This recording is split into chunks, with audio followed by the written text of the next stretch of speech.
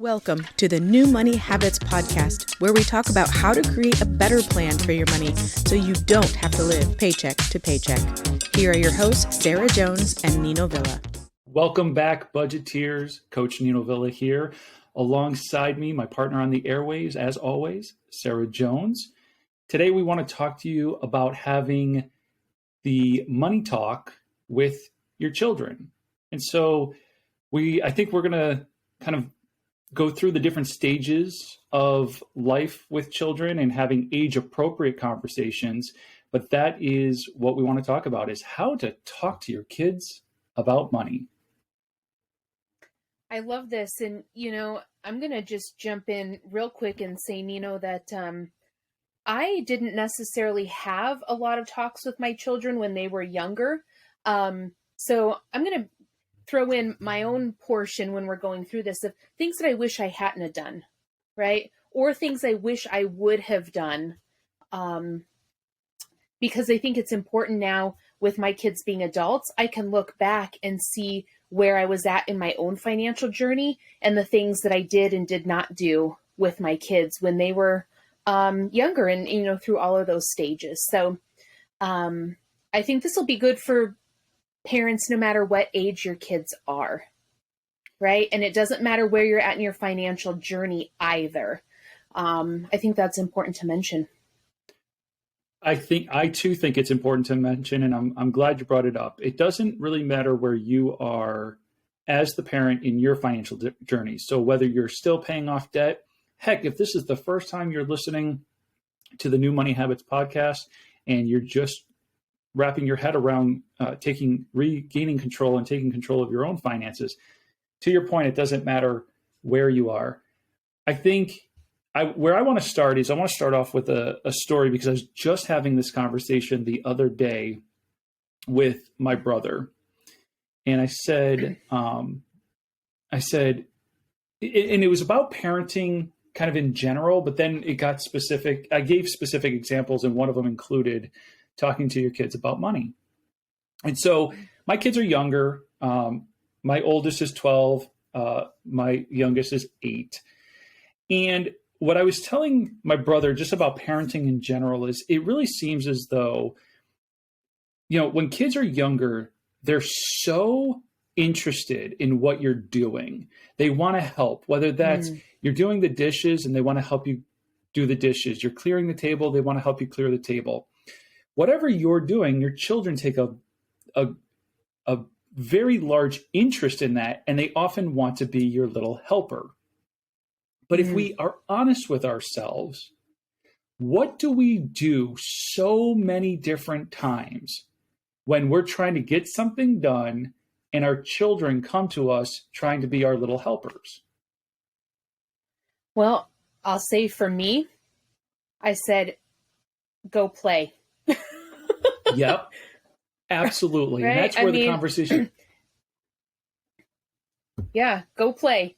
And I think I'll jump in. And that's one of the things that I wish I hadn't have done. I didn't do. Gosh, my language is all messed up, and I'm usually the language person here. But, I'm glad that you're bringing this up, because that's one of the things that I often did was, hey, I'm trying to pay bills right now, go play. Right? And they wanted to learn. That was a huge missed opportunity for me, right? To sit there and show them what it is that I was doing. Yep. And that's exactly where my conversation with my brother and I went, is I said, and it wasn't in the context of money at first. We were just talking about everything. And I said, my 8-year-old, Christopher, he loves to help me at the computer. I work from home. I do a lot of work on the computer, and he loves to engage with that. And it doesn't much matter to him what it is I'm working on. So even if in that moment I am just paying the bills, maybe preparing the budget or executing the budget, and so paying the bills and reconciling our checking account, he doesn't really care what task I'm doing. He's just incredibly interested. And I too started with hey, buddy, let me get this done and then I'm going to come play with you. And then I stopped doing that, and I started to allow him, and I'd engage him, and I'd allow him to sit with me, and we would just start paying the bills. And at first, it's nothing more than he gets to click the mouse and type in the numbers. And so he doesn't really know what we're doing. But eventually, we start to have conversations about, well, what is this? Like, why is this $900? What is this? And I'm like, well, buddy, that's the mortgage. Well, what's that? Well, Daddy had to borrow money from a bank in order to buy this house that we live in. And now I have to pay the bank back, and they want $900 a month every month for me to pay back the money that I borrowed. It's the intrigue on his face and the confusion and all of that, but I can't tell you the first time I heard the word mortgage. I was probably in my 20s. My 8-year-old can explain to you what a mortgage is, because I invited him to engage instead of telling him to go play. And I really love that, because what it also does, from my perspective, is that it also teaches kids the process, right? It lets them see the process. It lets them see that it takes time to sit down. Not a lot of time, but that the budget, right? They get to see what your budget eventually, again, when they're younger, they don't really understand it, but they can still see it on a screen. If you've got it, in your, if you use an app or a spreadsheet, or if you've got it written on a piece of paper, right? They can still see that because you're using it when you're paying your bills and, all of that. And so it allows them to see the process. And one other thing that came to mind when you were talking, Nino, is that it's true financial education. We get to educate our children. And we've talked about this on a previous episode, about education in the schools. But here's your opportunity to have this in your own home, and you get to decide what values you want to share with money, right? And have these conversations and educate your kids, maybe in a way that you didn't receive it yourself, right? And so even though you didn't receive it, you can now change that and say, you know what, I want to educate my kids. I want them to see what our money values are. I want them to see this process, right? I didn't have it, but I have the opportunity to give this gift to them. Yeah. I think you just outlined all the value. The value is that you get to instill your values. You get to educate. And it's all about, again, I go back to, it's age appropriate.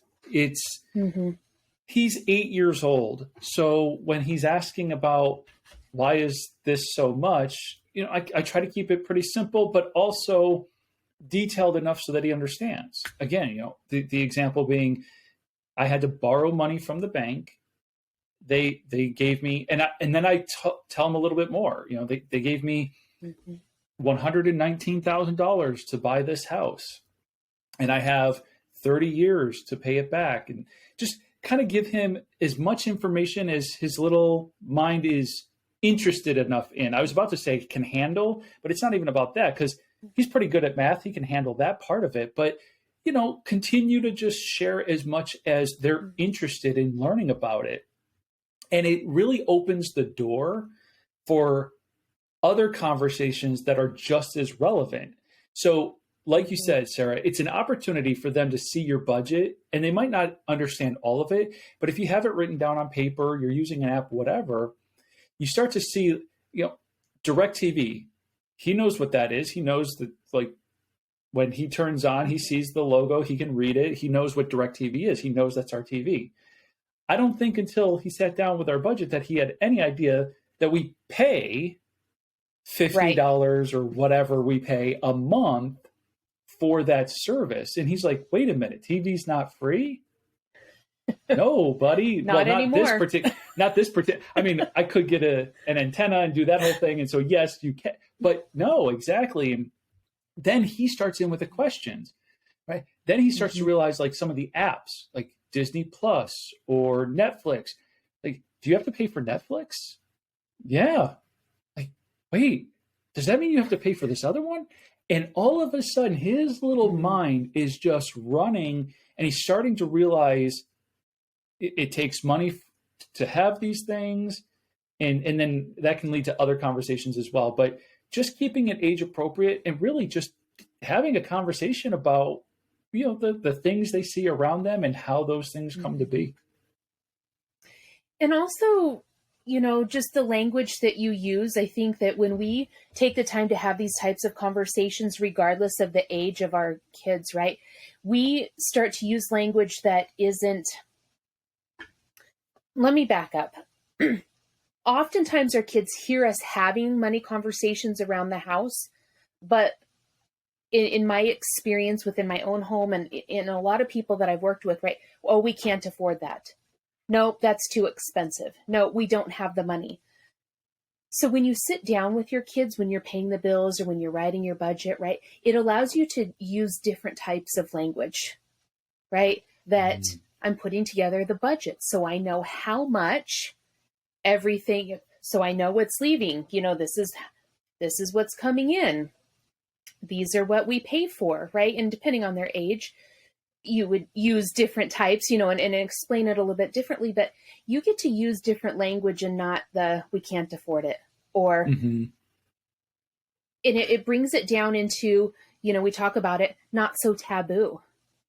Right. We all know as parents, and I'm going to go there for a second, but as parents, we buy the books, we have to have the sex talks with our kids, and it's terrifying, but we're not having the money talks.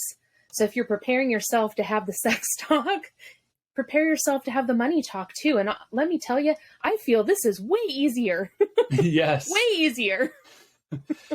Absolutely. I could not agree with that more.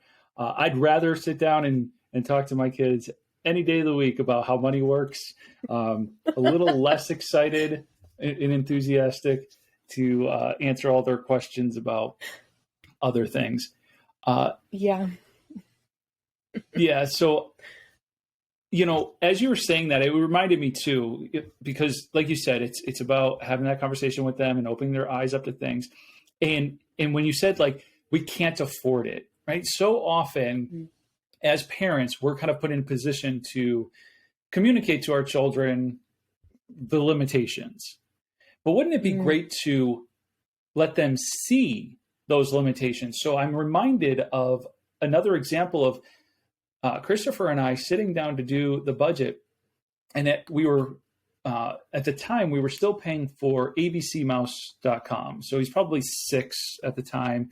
And I felt like he kind of graduated from needing that, but he still very much liked the application. And so we're doing the budget, and he saw abcmouse.com, $7.99 or $9.99, whatever it was. And he's like, Dad, you have to pay $10 for this every month?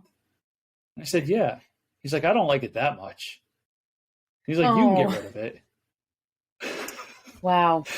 Wow. Right? Like that's an opportunity. Like, what a fantastic opportunity that otherwise just wouldn't exist if I didn't invite him to engage. Well, and I just made a note here because when you were talking, I thought, it's really, we could have an opportunity to ask their input, right? It's really about getting some of their input, right? Giving them some choices in the budget, because when we're talking about, if you put in an entertainment budget, right? What would you like to do this month, right? What's one thing that you would like to do? Would you like to go out to dinner?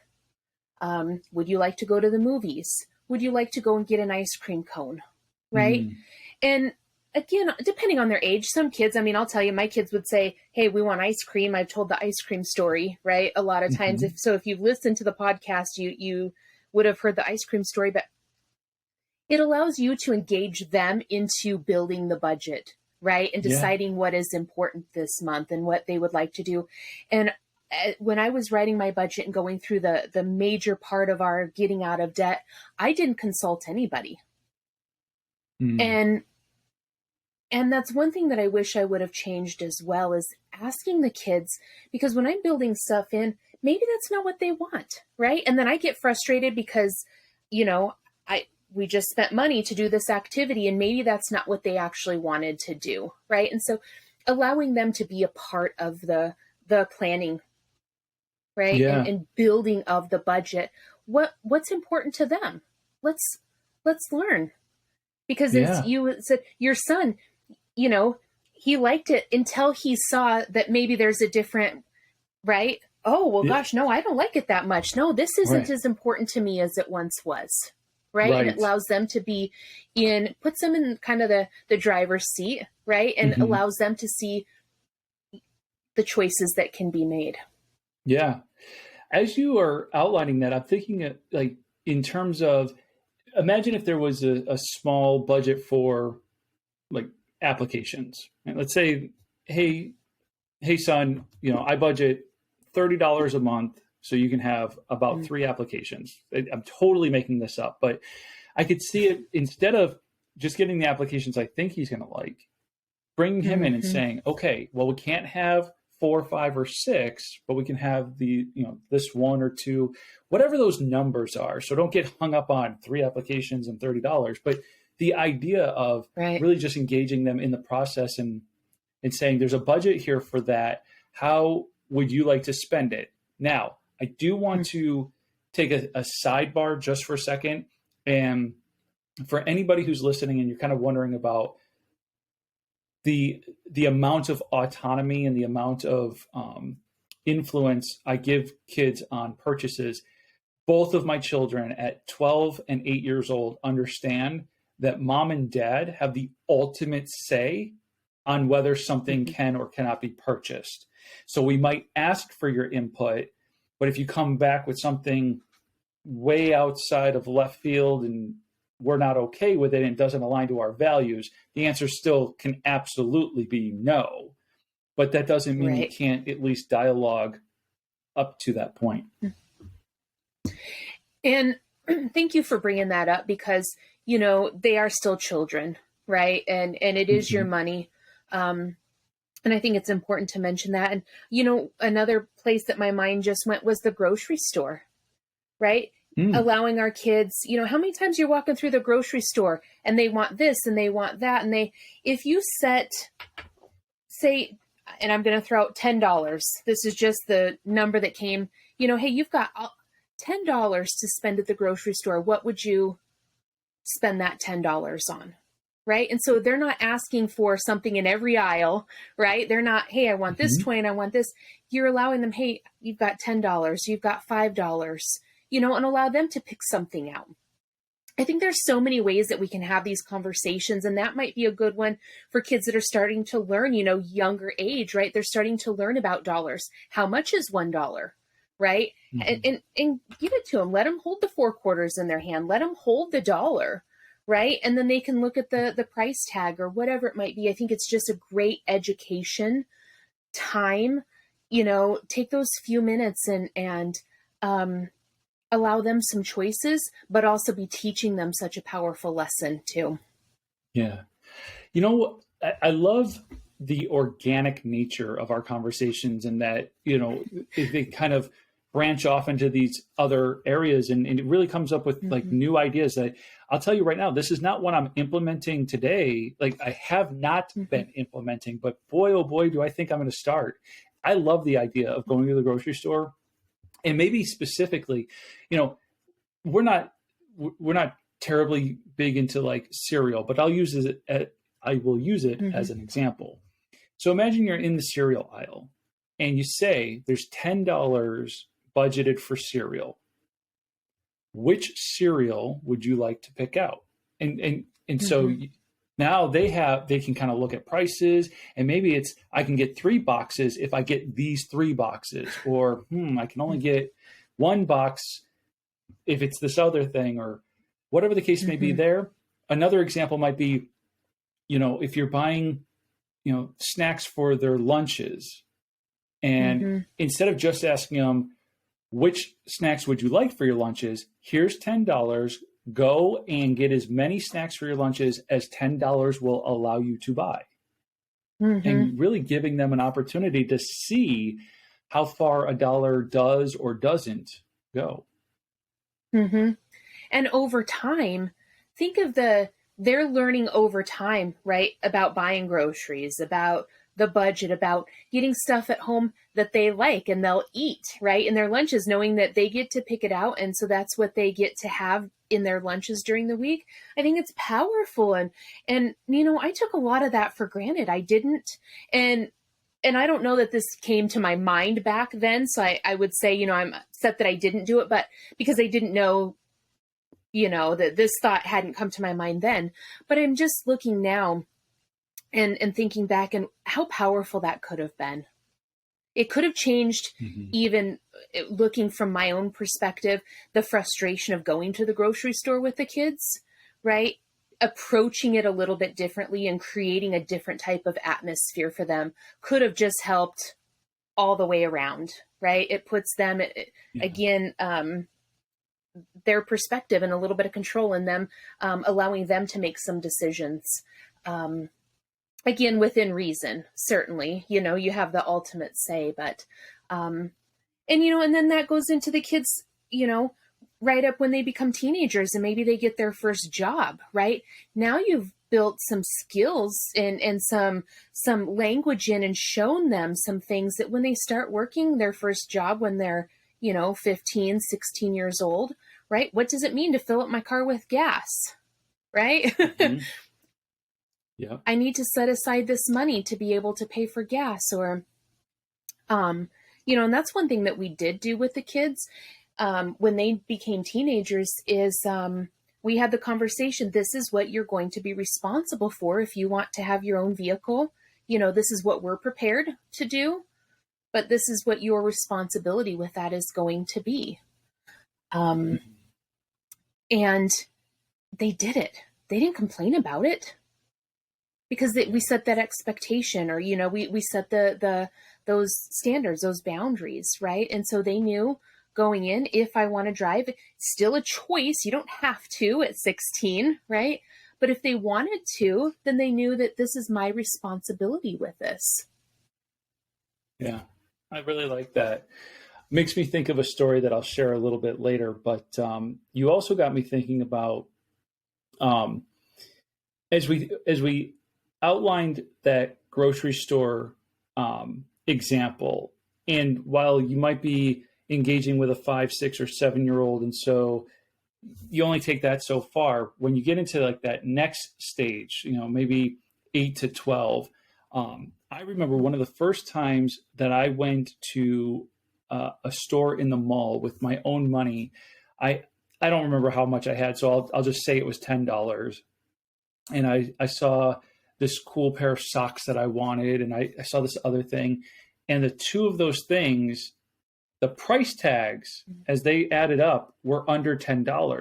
But when I got to the register to pay for them, one thing I was not aware of at that age, whatever age that was, is tax. And so I think about the next, like when you think about setting proper expectations, that's where the tie-in. You were setting proper expectations around like gasoline and responsibilities. But another really good expectation that you can be teaching kids, around probably 7, 8 years old, is that there is tax. And so when you are looking and you're kind of shopping and you're trying to figure out if you can afford something, one thing you have to be concerning yourself with is how much is the sales tax. Well, and you can use your receipts for that. You can show them, this is when we're tracking, I can take my grocery receipt and look at it. What did I budget, right? What did I spend? And then look, showing the kids, and this is the tax that's added. So I have to figure that into my budget, right?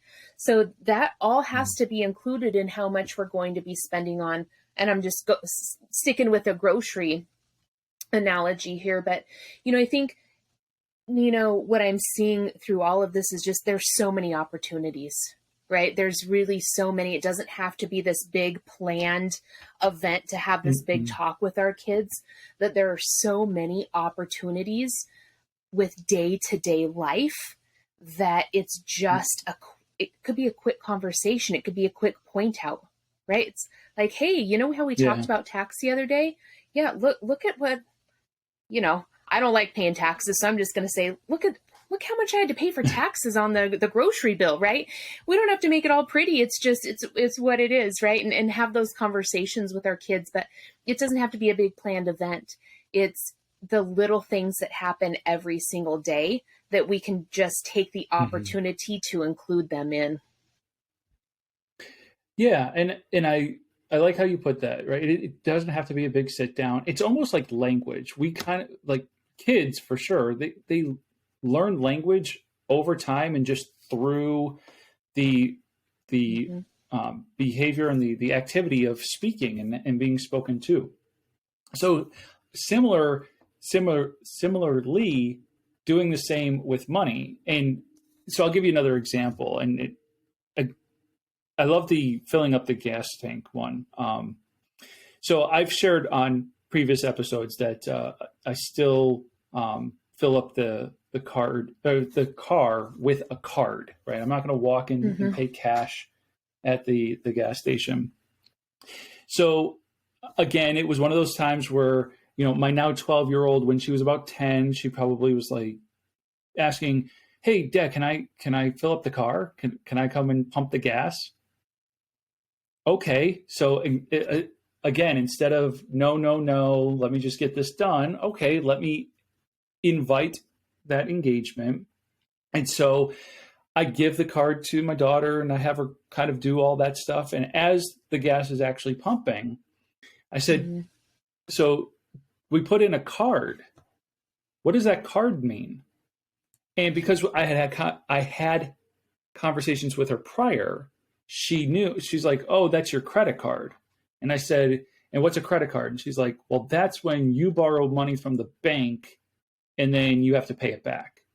And I said, "Okay, what's the other type of card?" And she's like, "A debit card." And I said, "What's a debit card?" And she's like, "Well, that's when it's your money in the bank and you're using your money right away." My 10-year-old could tell you the difference between a debit card and a credit card. And not because I'm some fantastic parent. If anything, I'm just a huge nerd and my poor children have to listen to all of these money lessons. But it's just these different opportunities that, because again, they want to engage, they want to do what you're doing. So hand them the card, but then also talk to them about, what is that card? Is it a debit card? Is it a credit card? What does that mean? Debit card. Oh, that means it's linked to your checking account. So your money in the bank is paying for that purchase, versus a credit card. That's not your money. That's the bank's money. And then you're going to have to pay the bank back. And I bet, Sarah, you could guess where that conversation went next when I was talking about borrowing the bank's money and having to pay it back.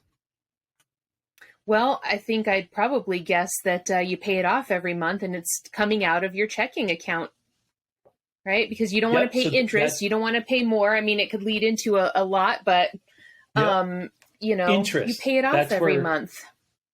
Yep. So we talked about paying it off to avoid the interest, but we talked about what is interest. Wait a minute. So the bank is going to allow me to borrow money and I have to pay it back, but I also have to pay it back plus a little bit more if I don't pay it right away. And of course, little kids' faces are like, "Wait, what?" Yeah. So if I took $10 from the bank and I don't give them their $10 back right away, they're going to want $12 at that point. And Nino, I think what this does is it gives kids, they might not let you had mentioned it earlier, they might not fully grasp all the concepts together, right? But after you keep having the conversations, right, and they keep seeing it and you introduce more things, when they get their first job, right? When they say they move out when they turn 18, right? And they're maybe they choose to go to college, or maybe they choose to get a different job. They want to move in with friends, right? you've given them the information that they can then rely back on and kind of dig back into their toolbox, because really you're giving them a bunch of tools in their, in their money toolbox, right? That they can pull those out then to be able to make, I don't want to use the word better, more informed decisions, right? Yes. Because they've got the information that they can pull from. And I don't know about you. I mean, my parents did a really great job of, they didn't have a lot of debt. My parents, I don't think they even got a checking account until I was probably 12 or 13. They used cash for everything. And I remember when they went and opened up their first checking account. I mean, I was old enough to remember that they opened up a checking account. And I mean, folks, I'm not that old, right? And so we're talking, this was in the 90s that they opened up a checking account. They had used cash up until that point. And one thing that they did a really good job of teaching us without formally teaching us, but again, as a kid, we pick up on these things, is I knew that they didn't have debt. I knew that they had the cash. And if that cash, once it was gone, it was gone, right? They didn't have credit cards. They didn't take out personal loans. And I hated it as a kid because I was told, no, hey, we can't afford it. Just real talk here. It was embarrassing, driving cars that broke down all the time. We just didn't have the money. But what it did is it taught me a valuable lesson, that I knew that I didn't want debt. I knew that I didn't want to have to deal with debt, because if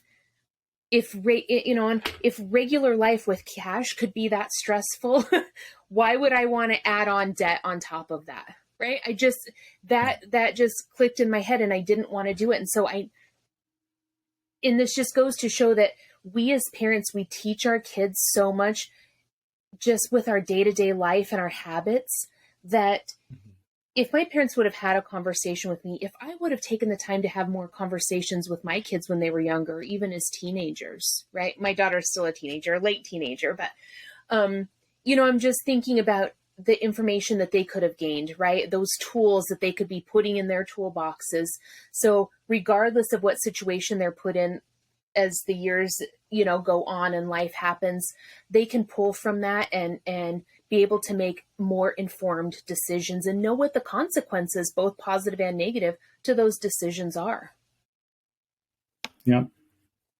I like that you stopped yourself and you said, it's not about making better decisions. It's about making more informed decisions.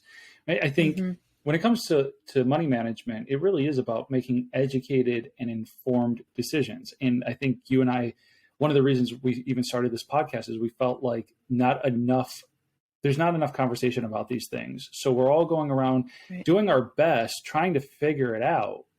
And it would just be nice to be able to make more informed decisions because we had more information at the ready. And so I think as parents, we have an opportunity to just engage when those kids want to engage and help them to understand these things so that, to your point, they can make more informed decisions.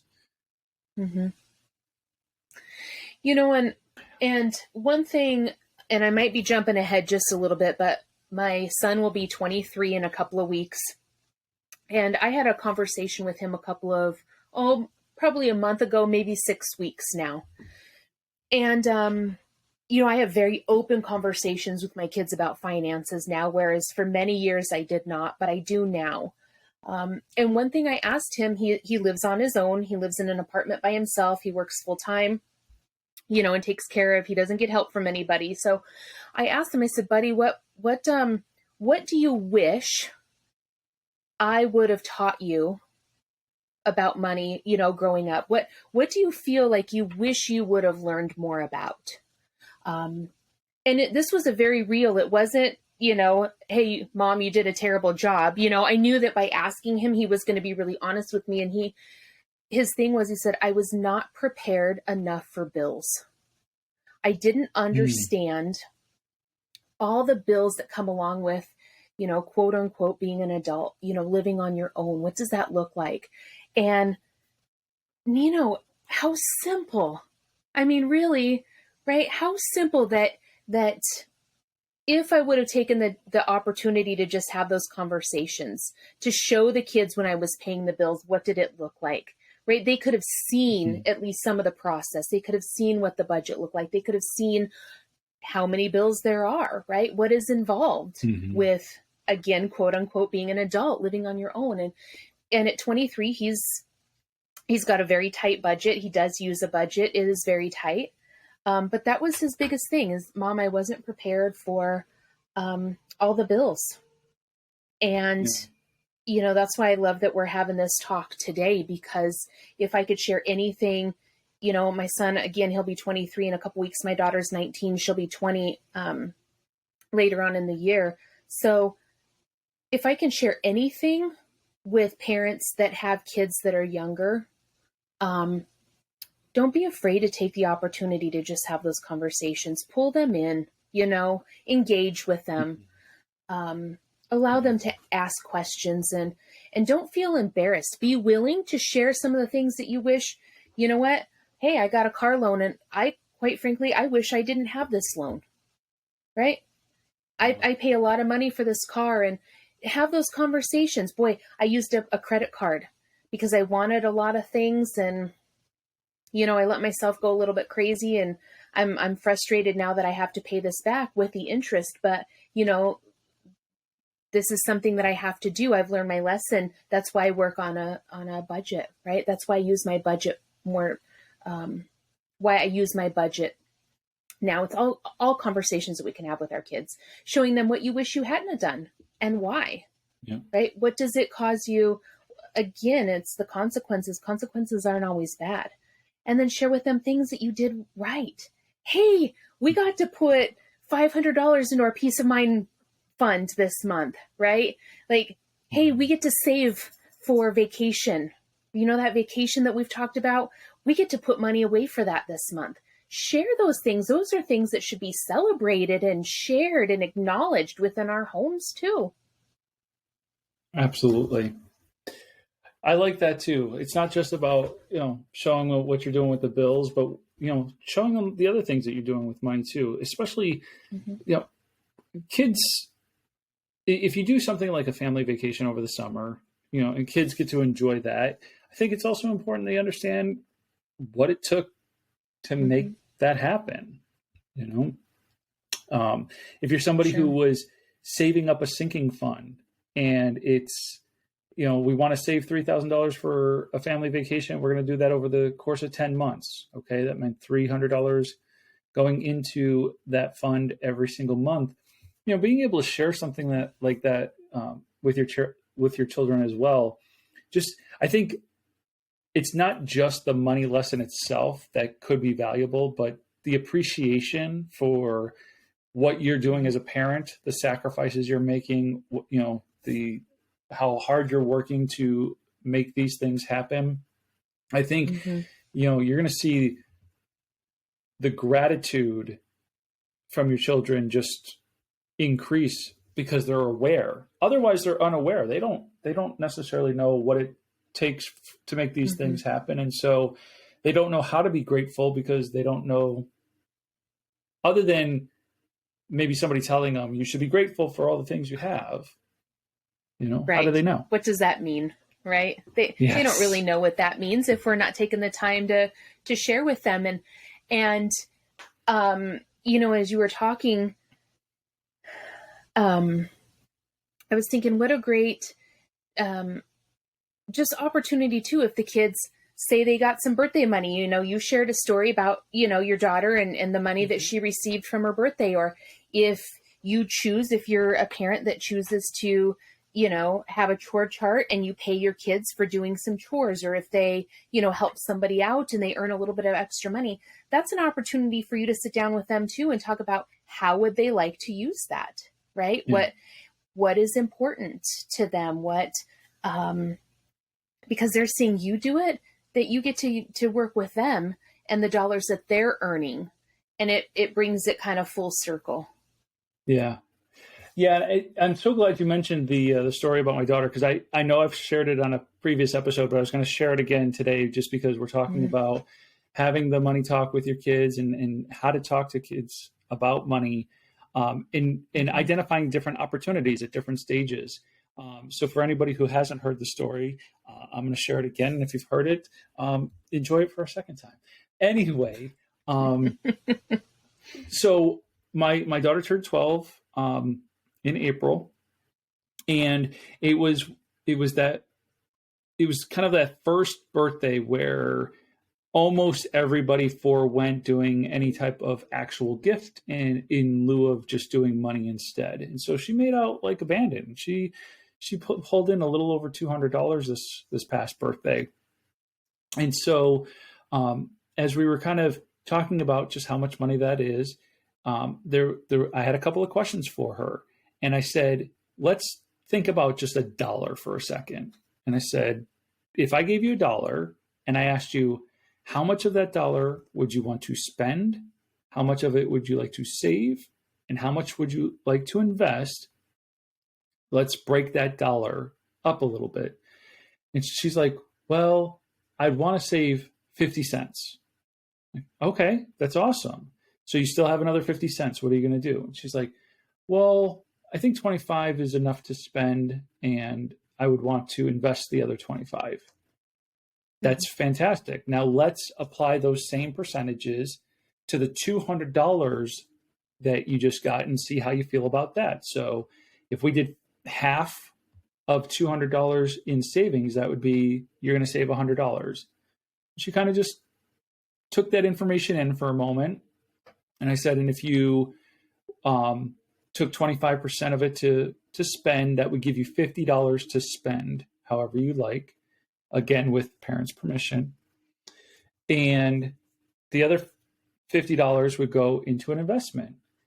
And she thought about it for a few minutes, and she came back and she's like, yeah, $100 being saved would help me to save up for something I want in the future. So that's great. Mm-hmm. She's like, $50 is a lot of money to spend. So that's plenty. And then the $50 investment, she's like, well, you did tell me that investments can go up and they can go down. So I don't want to lose too much. So 50 feels okay because I know it can go up. And so all I did was ask the questions. I did not set the percentages for her. She set those for herself. Then we talked through what those would look like. And she was willing to then implement those.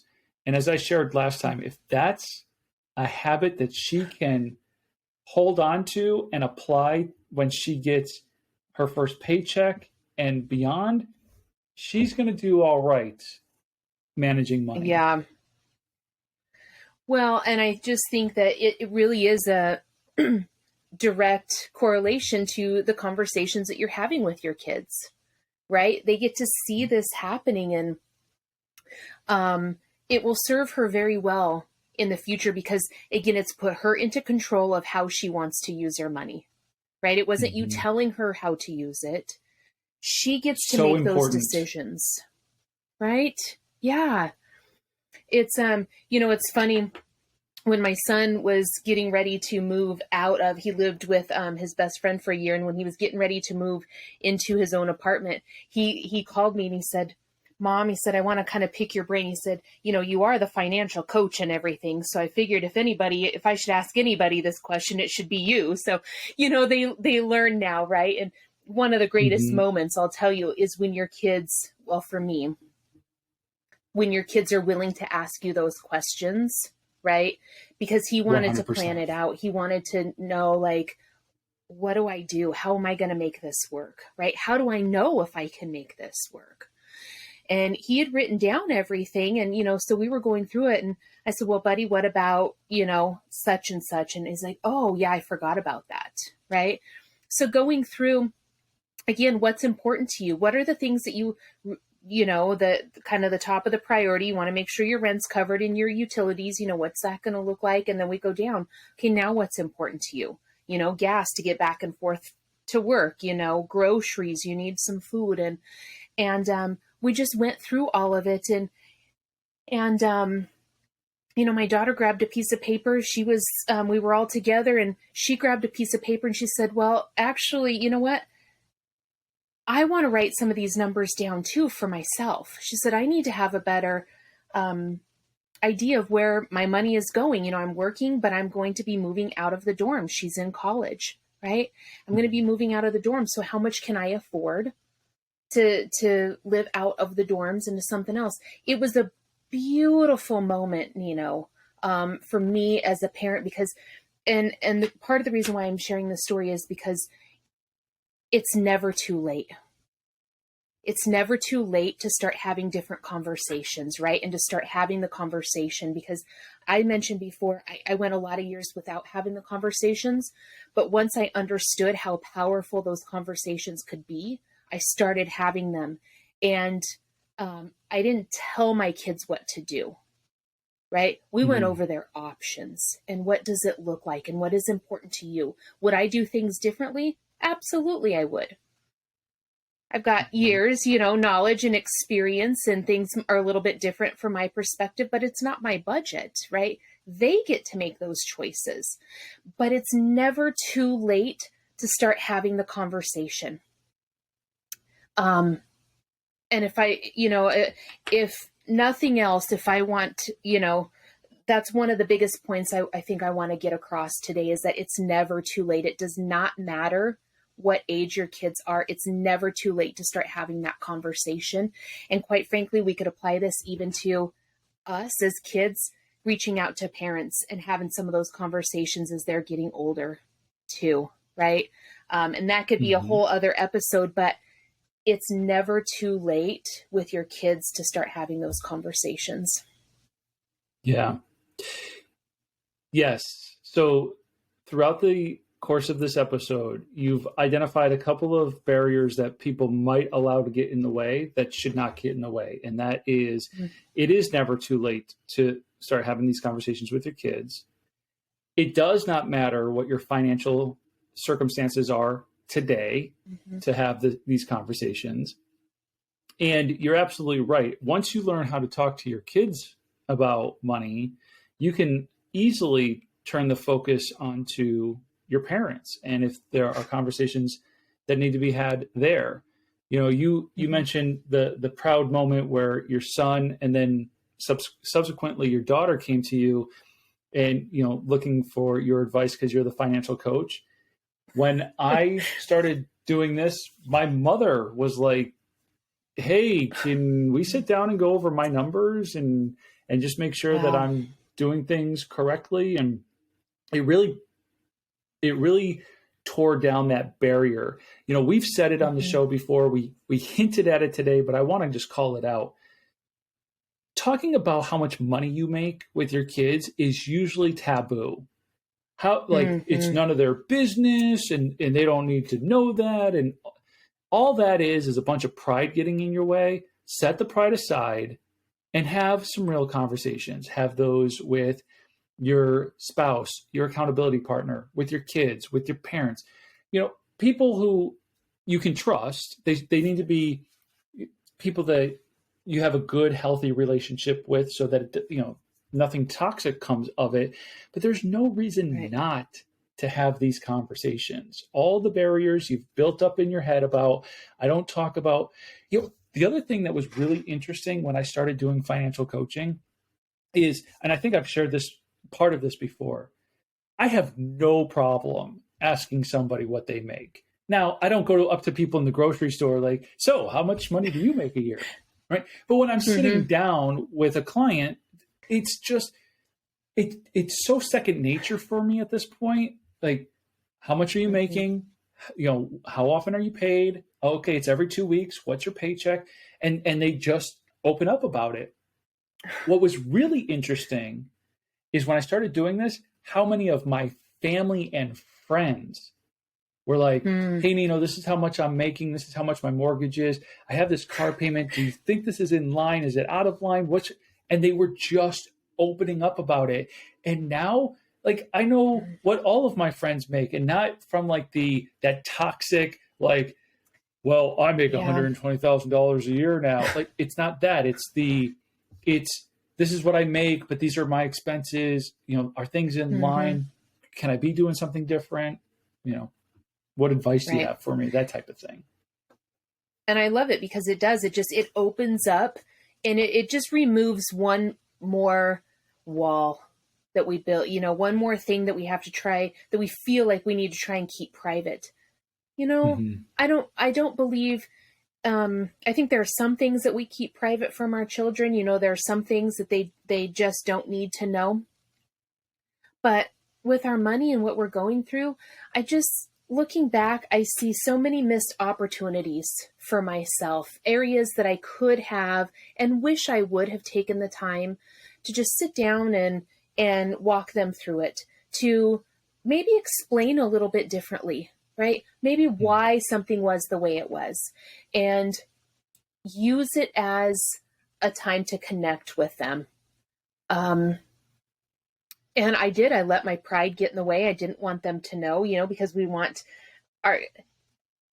I think I wanted my kids to believe that, I'm the best, right? I mean, we kind of want our kids to believe that about us, that we have no faults. And, and I work with a lot of people, that have adult children, and they're terrified to tell their kids where they're at financially because they don't want their kids to think differently of them. And not a single instance has there been where healthy relationships, right, that their kids have thought differently of their parents.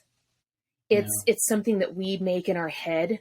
And I want to work on breaking those down, because our kids, and I think I'm more open with my kids now, because there was this period of time when we decided to be full-time RVers, knowing that I wasn't going to be able to be around my kids, right? We're traveling, and my kids, they're still relatively young, young adults, but they're still relatively young, and I love them more than anything on this earth, right? But I had that conversation with them because there was this guilt. I had this little bit of guilt, and I wanted to say, listen, this is why we're doing it, but this is how we're making this happen. Right. And you guys know, and brought up some of the other conversations that we've had, right? We're not doing this in debt. We're cash flowing this, this lifestyle is just, we've just changed our budget. So they know, again, it shows them, and I've said it, showing our kids that you can live out your dreams, that you can make things happen. You have to work your tail off. Right. Right. But you can do it.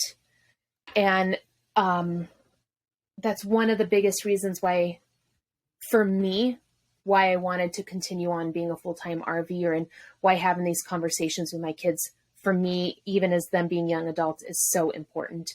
Because I want them to know that we always tell our kids you can be anything and you can do anything, but are we really showing them how to make that happen? Yeah. Or not? Yeah. And this is a way to do it, is talk about money. You just reminded me that, so I actually, before we connected to record this episode, I was on with a couple that I've been working with for quite a while. I've actually worked with them so long that when I first started working with them, their daughter was graduating high school. That same daughter is now graduating college.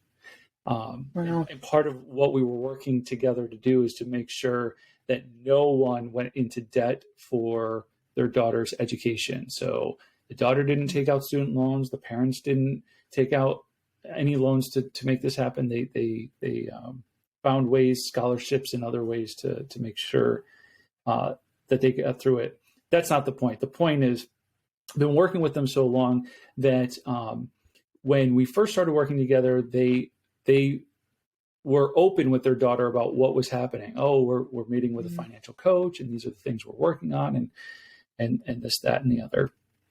And for the first 3 years of her college experience, I had engaged with the daughter maybe twice. But going into her senior year, we collectively, the parents and I, were like, we want the daughter to start doing more and more of her own money management.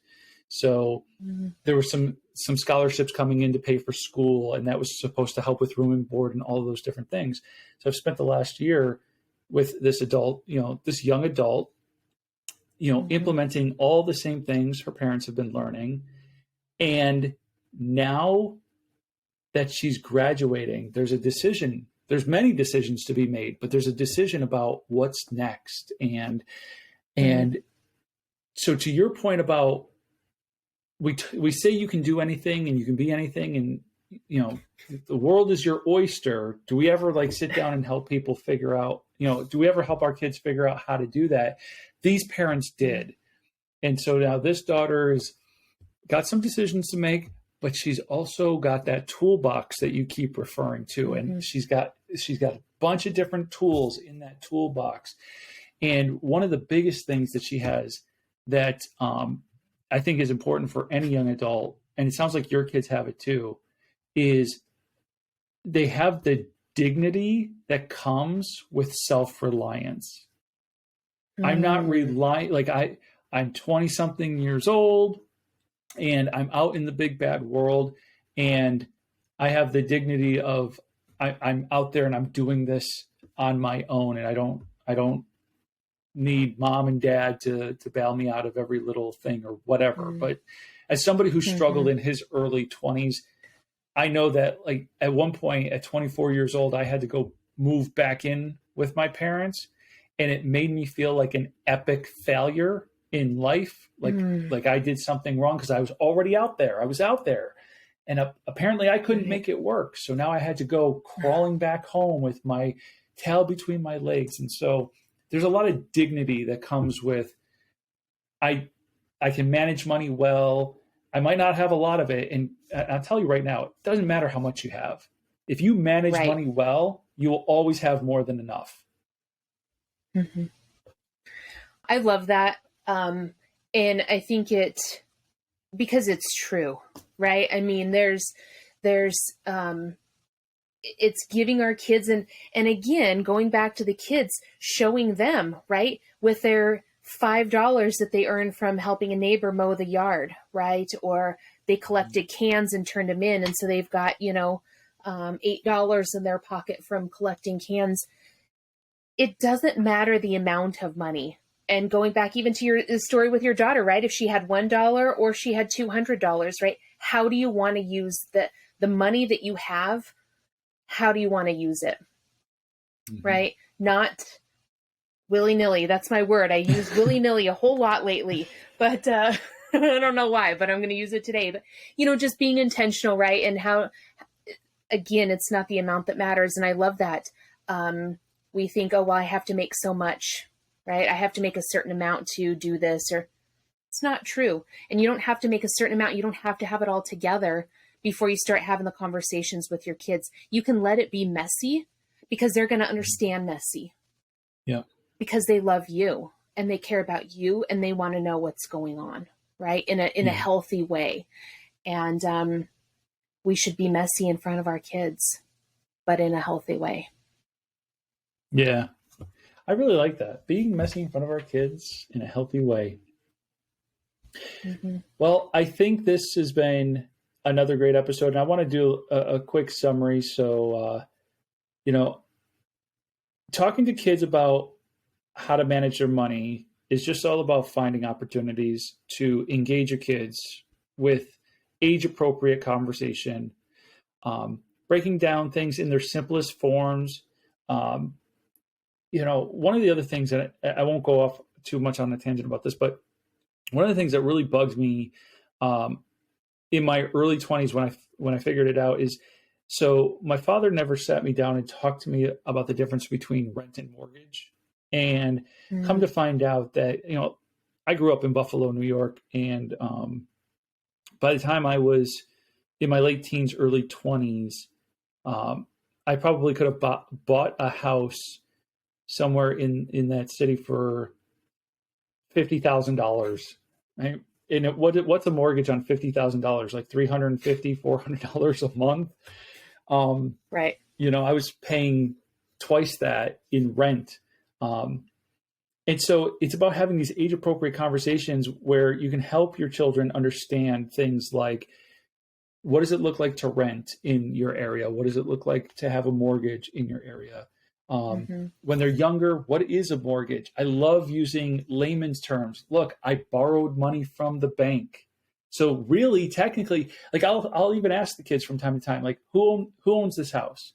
And they're like, You kind of, but really the bank until you pay them back. Like, they know the bank owns the house until I pay them back.